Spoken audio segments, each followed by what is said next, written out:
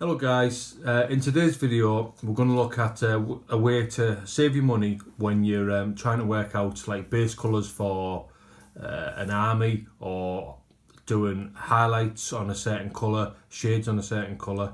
Because what I noticed on Facebook the other day was in a few comments people having apprehension about painting their armies, not wanting to get the figures wrong, not wanting, maybe picking colours that don't work for the army, or picking colours that don't match in highlights and shades and things like this. And I've been through it myself, especially when it comes to picking a primary colour and a highlight colour to match, because there's such a diverse range, especially in the GW line of paints, like the Citadel line, that you can often go astray, especially when they've got these weird names, like Rycor, Death Glow, and you're like, there's no light brown, dark brown, anything like that anymore. So what I did was I broke my own cardinal sin, and I did a test colour on one of my wife's dryads. Did the whole colour, wash, highlights, all the greens, all the browns, and it looked like a small poo, to be quite frank. So I go back to the drawing board, take up a completely fresh base colour on it. But the thing with that is, sometimes you can lose a little bit of detail, a little bit of the stuff when you're doing a dry brush. You're losing a little bit of that texture for the dry brush to work on. I'm not normally a big thing about detail. It's not my thing. I prefer less detail. But on things like dryads, when you might be using a dry brush technique, you need that texture, you need that roughness of the figure to get the dry brush to really work. So, as I say, I broke my own cardinal sin, because in a previous video I'd just skimmed over it, of basically using toy soldiers. So what I mean by that is £1.25 in boys, or I don't know where you'd have it, the equivalent in America or wherever, but the old toy soldiers, just the old toy soldiers that you'd use when you were a kid. You get stacks of them in there, and what you do is, it's just the same as painting figures. So you put your base coat on, whatever base coat you want to use, and then you just go through the process. So, for example, two examples there. I'd realised that I didn't want to use the colours I wanted to use for my wife's dryads, so I looked at the box set on the actual, for the dryads. I thought I want to use that colour, and as luck would have it, Duncan on the Games Workshop site done a tutorial on it, so I went on. But what with Duncan, he tends to do, sometimes he does like advanced tutorials, sometimes he does basic ones, and the basic ones are okay, they're great for getting stuff on the table, but I'd like to take it a little stage further with my models. So what I did was I just took the base colours that he was using. I'd look at the final result at the end. I just skipped the video, looked at the final result, and then just did a quick model, a quick thing of his version of it. So basically this was pretty much his version, except for I put an Agrax Earthshade wash on it. Now in his version, the thing that didn't strike me so much was the greens. So it was, I think it was a Caliban green, Caliban green, and then Elysian green highlight, and he used Lamenter's yellow as a glaze at the end. So I just did it to see what it would be like, and I really didn't like it. So the next thing I did on this miniature, I didn't have to use it on the dryads or anything like that, was I used Lauren Forest after the Caliban green, brought her up the next stage, and then used the Elysian green on the top. So basically I did like a 50-50 Lauren Forest, Elysian Forest wet blend along the middle of it, just to get it to all blend in okay. Had a look, and I thought it looked a lot better, but I still wasn't happy with it. So I went to the drawing board again and did basically the entire steps for the wood,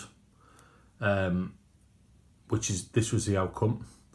But on the green, what I did was I missed out the Caliban green altogether, and I just went straight to Lauren Forest, give it a wash with Athonian camo shade, and then went back over it with Lauren Forest, leaving all the shade in certain areas and just building it up slightly. So this is one of the techniques I say to how I build up stages is I put a base coat on, wash it, bring the base coat back up, and that sort of gives it a 3-stage highlight, because I leave a lot of pooling in recessed areas, especially with greens and yellows and things like that. That gives you a really dark sort of like shade area for grooves and things like that. Then I'll leave a flat area with the washed area. Then I'll bring up the base colour again on the next stage of the flat area, and then I'll start using my highlights. So you're getting loads of stages there. So as I say, washed it, brought it back up with Lauren Forest again, then I used Elysian green, then I did a 50-50 mix of Elysian green, Lauren Forest, to just do a wet blend around the middle, and that was the result. And that was the result I was finally happy with. So the next thing I did was I decided on some of the character models I was gonna use some sort of mossy type effect where they're a bit older, so they're getting moss growing up them. So I did 2 techniques. I did just a Athonian camo shade wash, which I then built that up in stages. That's just one stage of wash.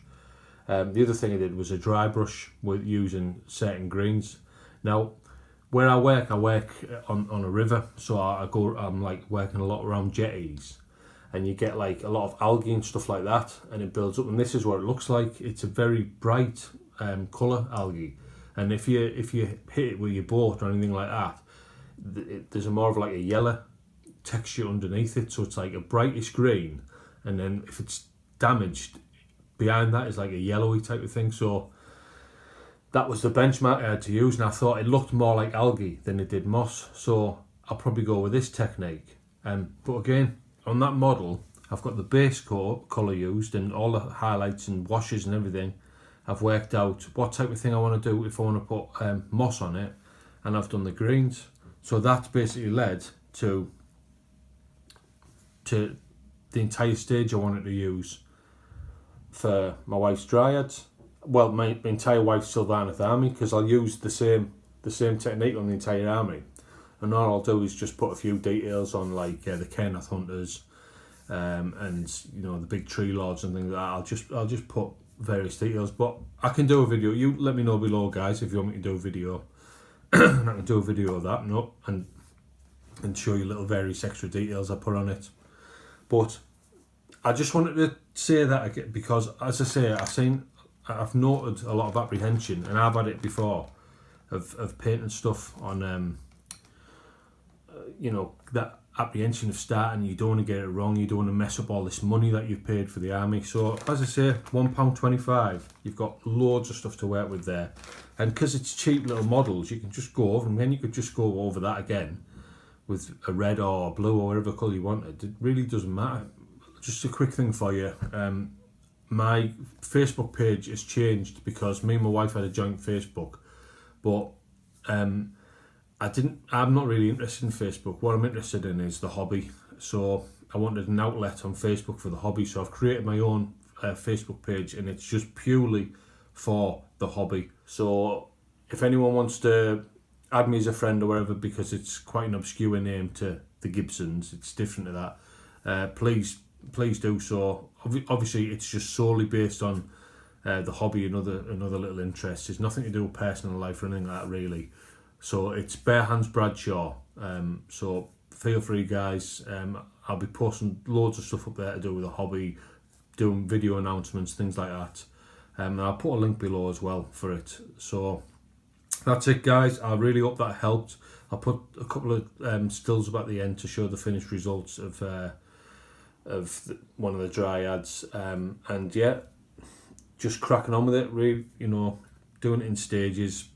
It's going really well, really fast. So you'll eventually see the finished result in the entire army, and it's huge, a huge army. So see you soon, guys. Take care, and I'll talk to you soon. Bye bye.